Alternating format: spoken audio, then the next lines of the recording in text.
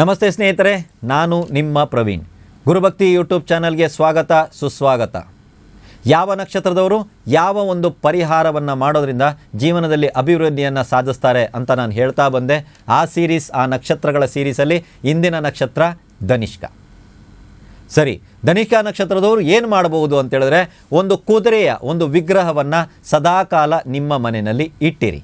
ಇದರ ಜೊತೆಗೆ ನಾಯಿ ಮತ್ತು ಆಕಳಿನ ಸೇವೆಯನ್ನು ಮಾಡ್ತಾ ಬನ್ನಿ.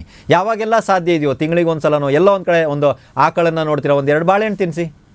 ಎಲ್ಲೋ ಒಂದು ಕಡೆ ಒಂದು ನಾಯಿನ ನೋಡ್ತೀರಾ, ಒಂದು ಬಿಸ್ಕೆಟ್ ಹಾಕಿ ಅಲ್ವಾ, ಇದನ್ನು ಮಾಡ್ಬೋದು ತಾನೆ. ಅದೇ ರೀತಿ ಕುದುರೆಯ ಒಂದು ಚಿತ್ರವನ್ನು ಮನೆಯಲ್ಲಿಡಿ.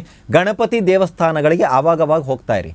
ಅಲ್ಲಿಗೆ ಹೋದಾಗ ಪ್ರಸಾದವಾಗಿ, ನೈವೇದ್ಯವಾಗಿ ಅಲ್ಲಿ ಏನಾದರೂ ಇಡುವಂಥದ್ದು, ಅದನ್ನು ಪ್ರಸಾದವಾಗಿ ಹಂಚುವಂಥ ಕಾರ್ಯಕ್ರಮ, ಖಾಲಿ ಕೈನಲ್ಲಿ ಹೋಗಬೇಡಿ. ಅರ್ಥ ಆಯ್ತಾ? ಏನಾದರೂ ಒಂದು ನೈವೇದ್ಯವನ್ನು ನೀವು ಕೊಡಲೇಬೇಕಾಗತ್ತೆ. ಗಣಪತಿಯನ್ನು ಆಗಾಗ ಹೋಗುವಂಥದ್ದು, ಗಣಪತಿಯನ್ನು ಆಗಾಗ ಹೋಗಿ ದರ್ಶನ ಇತ್ಯಾದಿಗಳನ್ನು ಮಾಡುವಂಥದ್ದು, ಇತ್ಯಾದಿಗಳನ್ನು ನೀವು ಮಾಡ್ಕೊಂಡು ಬನ್ನಿ. ಇದರ ಜೊತೆಗೆ ಮಾನಸಿಕವಾಗಿ ಸಮಸ್ಯೆಯಲ್ಲಿರುವಂಥವರಿಗೆ ಸಾಂತ್ವನ ರೂಪದಲ್ಲಿ ಸಾಂತ್ವನವನ್ನು ಕೂಡ ಹೇಳಬಹುದು. ಅಥವಾ ಅವರಿಗೆ ಚಿಕಿತ್ಸೆಯ ಅವಶ್ಯಕತೆ ಇದ್ದಾಗ ಆ ಚಿಕಿತ್ಸೆಗೆ ಬೇಕಾಗಿರುವಂಥ ನೆರವನ್ನು ತಾವುಗಳು ನೀಡಬಹುದು. ಅಥವಾ ಅವರ ಜೊತೆಯಲ್ಲಿದ್ದು ಸ್ಪಂದಿಸಿ ಅವರ ಜೊತೆ ಮಾತಾಡೋದ್ರಿಂದ ಅವರಿಗೆ ಖುಷಿ ಕೊಡುತ್ತೆ ಅಂತ ಏನಾದರೂ ಇತ್ತಂದರೆ ಅದನ್ನು ನೀವು ಮಾಡ್ಬೋದು. ಅತಿ ಹೆಚ್ಚಾಗಿ ಮಾನಸಿಕವಾಗಿ ಸಮಸ್ಯೆಯನ್ನು ಅನುಭವಿಸ್ತಿರೋಂಥ ವ್ಯಕ್ತಿಗಳಿಗೆ ಸಾಂತ್ವನದ 4 ಮಾತುಗಳನ್ನು ಆಡಿ.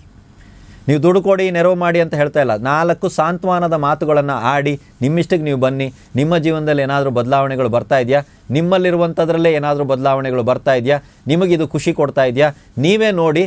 ಅದಾದ ನಂತರ ಎಸ್ ಬಾಸ್, ಇದು ಚೆನ್ನಾಗಿದೆ ಅಂತ ನಿಮ್ಗೆ ಅನಿಸಿದ್ರೆ ಇದನ್ನು ಹಾಗೆ ಕಂಟಿನ್ಯೂ ಮಾಡ್ತಾ ಹೋಗಿ. ನಿಮ್ಮ ಜೀವನ ಅಭಿವೃದ್ಧಿಯ ಕಡೆಗೆ ಸಾಗ್ತಾ ಇರ್ತದೆ. ಎಲ್ರಿಗೂ ಒಳ್ಳೆಯದಾಗಲಿ.